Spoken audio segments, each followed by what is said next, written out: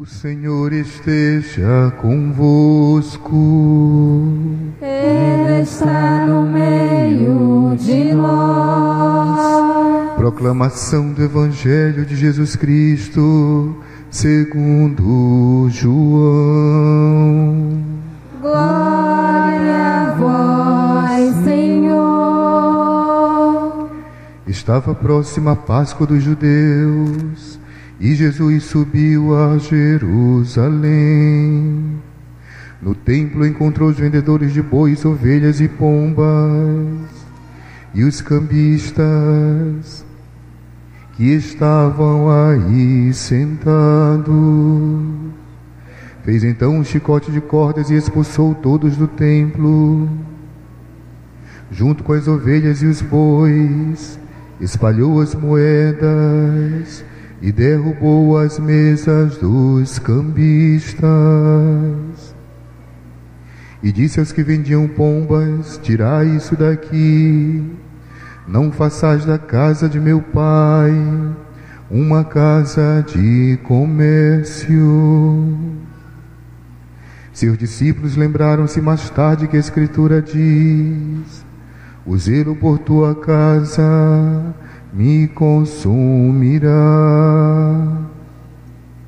Então os judeus perguntaram a Jesus: que sinal nos mostras para agir assim? Ele respondeu: destruí este templo, e em 3 dias eu o levantarei.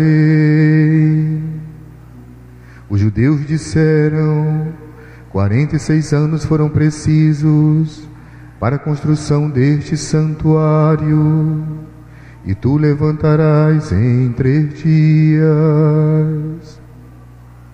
Mas Jesus estava falando do templo do seu corpo. Quando Jesus ressuscitou, os discípulos lembraram-se do que ele tinha dito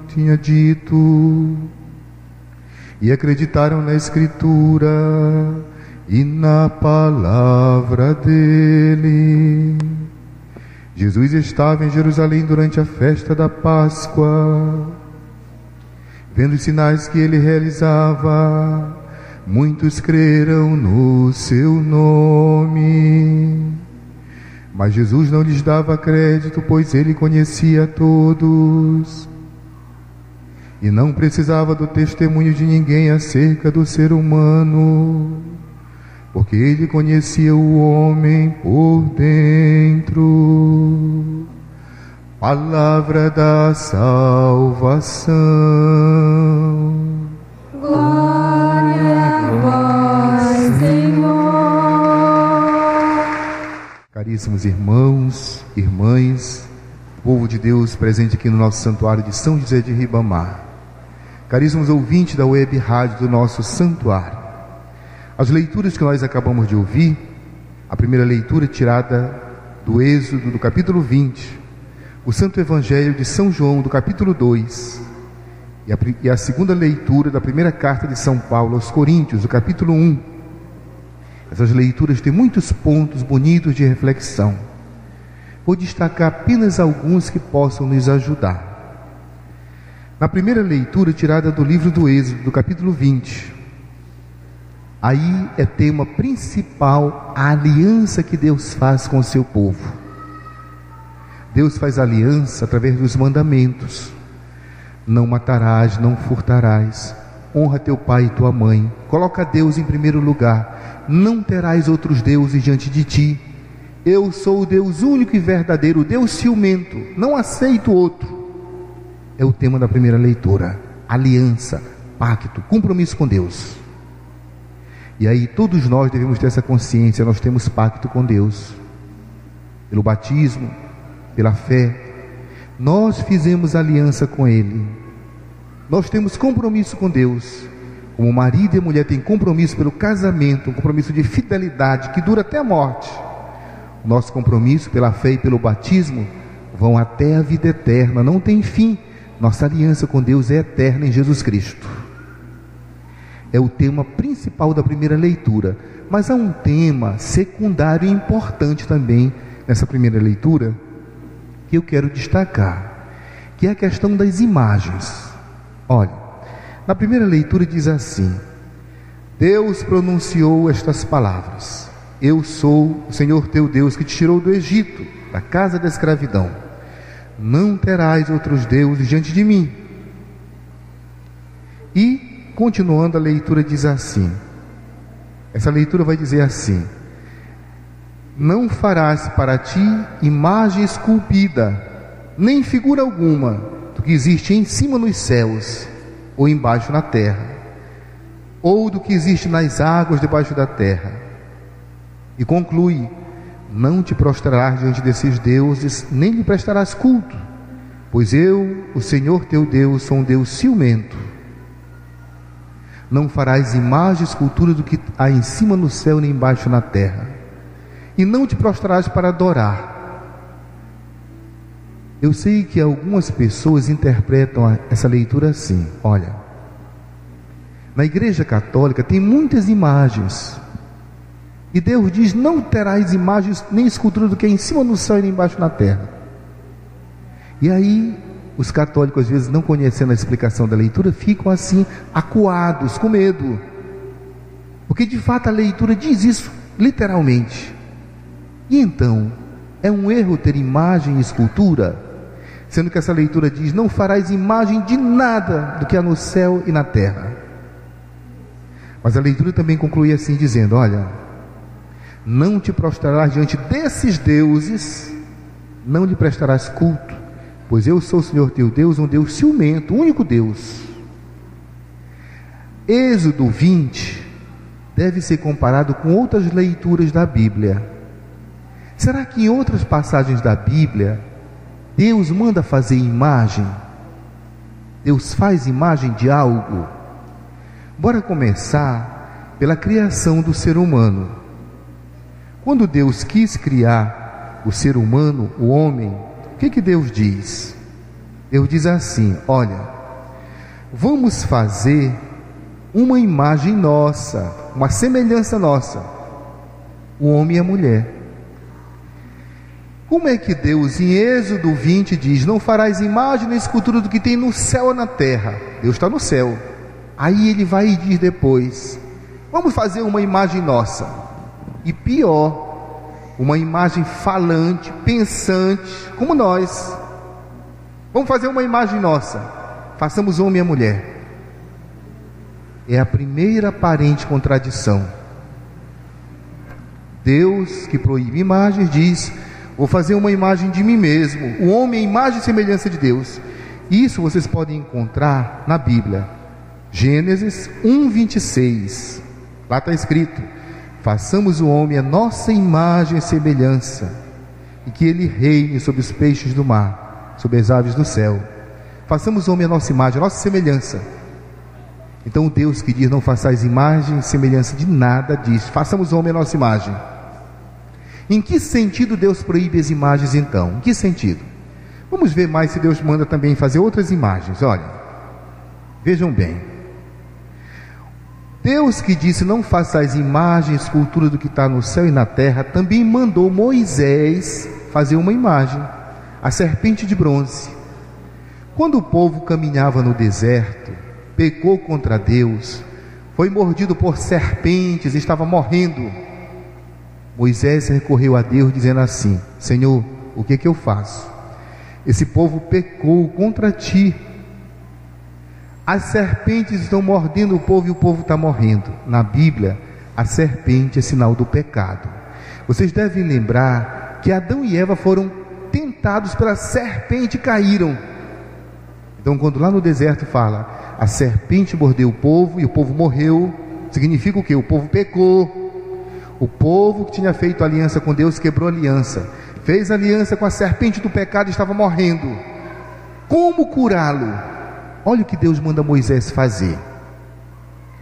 Deus diz a Moisés assim: Moisés, faz uma imagem, pega uma serpente que é símbolo do pecado, faz uma serpente de bronze, a serpente de bronze, a imagem de uma serpente, pendura numa vara, como se ela estivesse morta, para o povo ver que o pecado está derrotado. E mandou Moisés fazer. E Moisés pegou o bronze e fez uma serpente, amarrou, pendurou na vara para dizer para o povo assim: o pecado está morto. O povo olhava para a serpente e pensava assim: Deus vence a serpente, Deus vence o pecado. E aquela imagem ajudava o povo a rezar, a ver que Deus é forte, que Deus vence. E o povo olhando ficava curado. Essa imagem aí vocês podem verificar no Evangelho de João 3,14. Jesus diz assim, olha, João 3,14, diz assim: como Moisés levantou a serpente no deserto, na vara, pendurou, assim deve ser levantado o Filho do Homem na cruz. Assim como Moisés matou o pecado, a serpente de bronze levantou na vara, o Filho do Homem vai matar o pecado quando for crucificado. Ora, quem mandou Moisés fazer aquela imagem, aquela serpente, aquele símbolo, e pendurar na vara para o povo ver, através daquela imagem, ver o poder de Deus? Quem mandou fazer? Deus mandou Moisés fazer. Então, cadê o Deus que proíbe imagem? Por que proíbe? Cadê? Vamos adiante. Olha, quando Deus mandou Moisés construir a tenda, mandou construir a tenda de oração, o ponto de encontro entre ele e o povo, Deus disse assim para Moisés, prestem bem atenção, vocês podem ver isso aí, lá em Êxodo 25:18, seguinte, eu dou as citações bíblicas, 25:18, seguinte, Deus diz assim, Deus manda Moisés fazer de novo duas imagens, ó, diz assim, farás 2 querubins de ouro, e farás de ouro bom, ouro batido, nas duas extremidades da tampa do propiciatório. Presta atenção, a arca da aliança continha as tábuas do mandamento e o maná.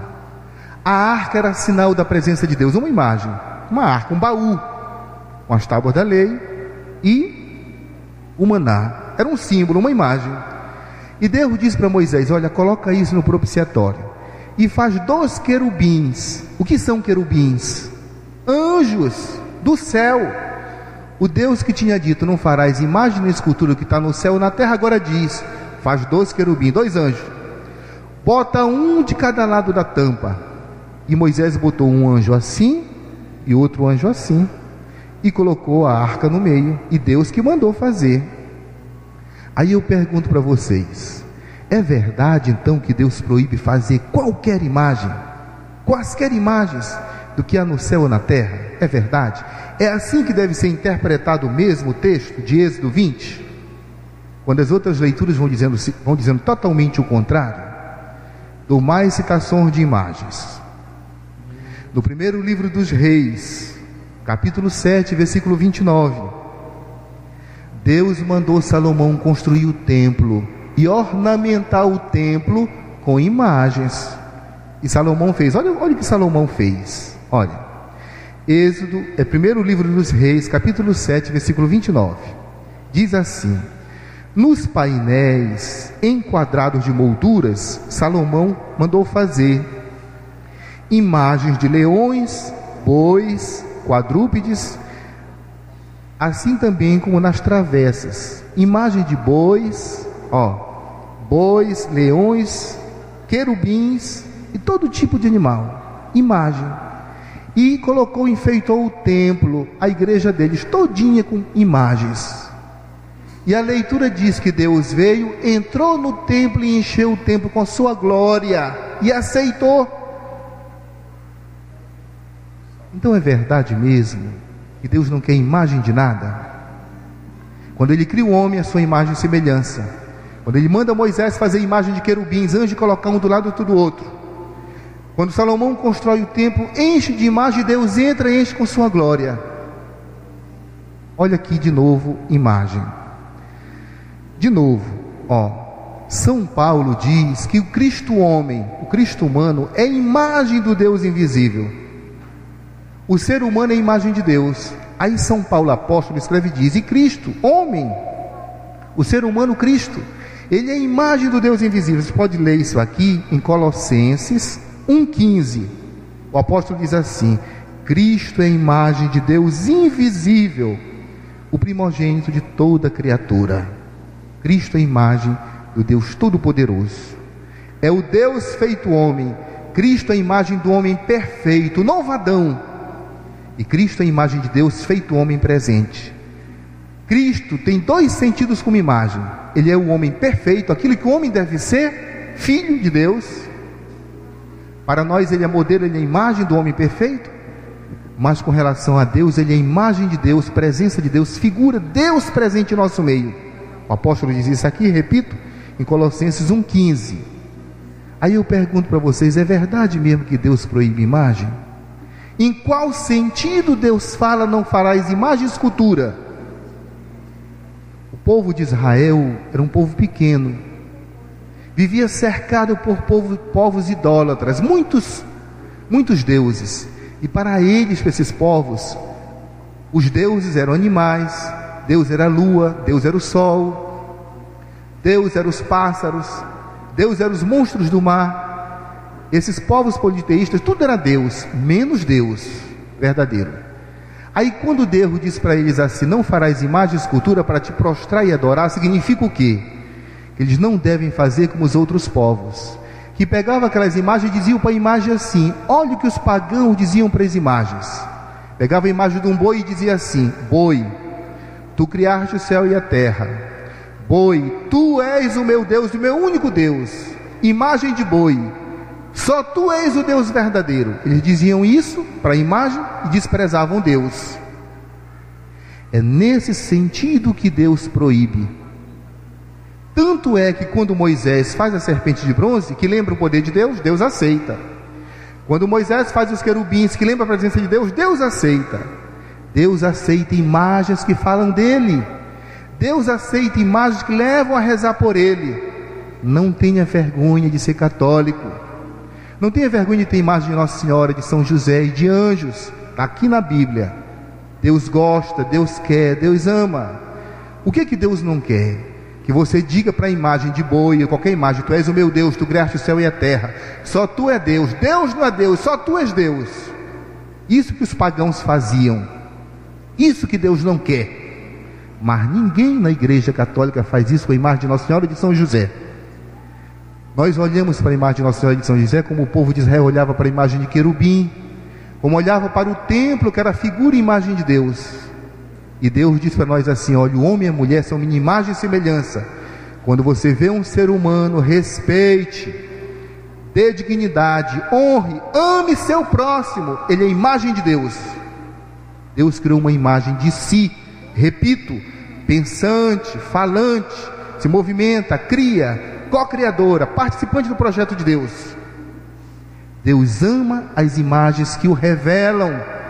Deus ama as imagens que remetem a Ele.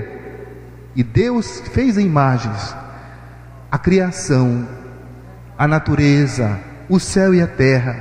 São imagens do poder de Deus, são figuras que o revelam. Tudo que tem de bom que existe são imagens que revelam que por trás Deus está. Deus não é contra as imagens. Aí sim Deus é contra os ídolos. Qualquer imagem pode ser transformada em ídolo. O que é um ídolo? É aquilo que você coloca no lugar de Deus. Você pode pegar o dinheiro e transformar em ídolo, colocar no lugar de Deus. Você pode pegar o sexo e transformar no ídolo, colocar no lugar de Deus. E você pode pegar uma amizade e transformá-la no ídolo, colocá-la no lugar de Deus.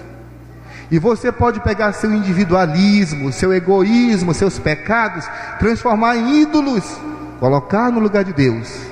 É isso que Deus não quer.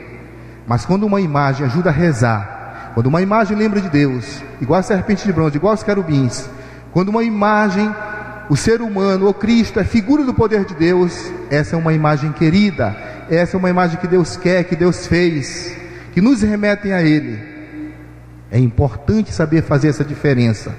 Não se envergonhe de ser católico, de gostar da imagem de Maria, da imagem de José. Vamos aplaudir Maria e São José bem forte, vamos lá, bem forte.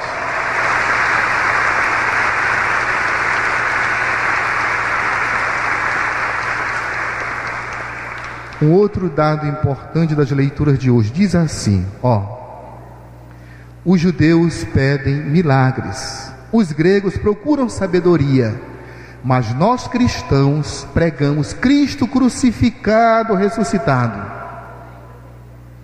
Os judeus querem milagres, é a teologia da prosperidade. Deus resolve tudo, Deus dá vantagem, Deus querem milagres. Os gregos querem filosofia, sabedoria. Nós cristãos queremos a cruz de Cristo, um Cristo crucificado que sabe dar a vida por amor do próximo, por amor do outro. Nós queremos Cristo crucificado, Cristo servo, Cristo irmão, Cristo pai, Cristo amigo. Está aqui o lema da campanha da fraternidade: eu vim para servir. Nós cristãos temos que tornar o reino de Deus presente no mundo e na sociedade. Lembrem disso. Os gregos buscam sabedoria, os judeus querem milagres, querem que Deus resolva tudo. Nós queremos partilhar a cruz de Cristo, trabalhar com Ele para tornar o mundo em reino de Deus. Nós queremos servir, nós queremos amar. Vamos abraçar essa verdade da leitura. Louvado seja o nosso Senhor Jesus Cristo. Te louvo.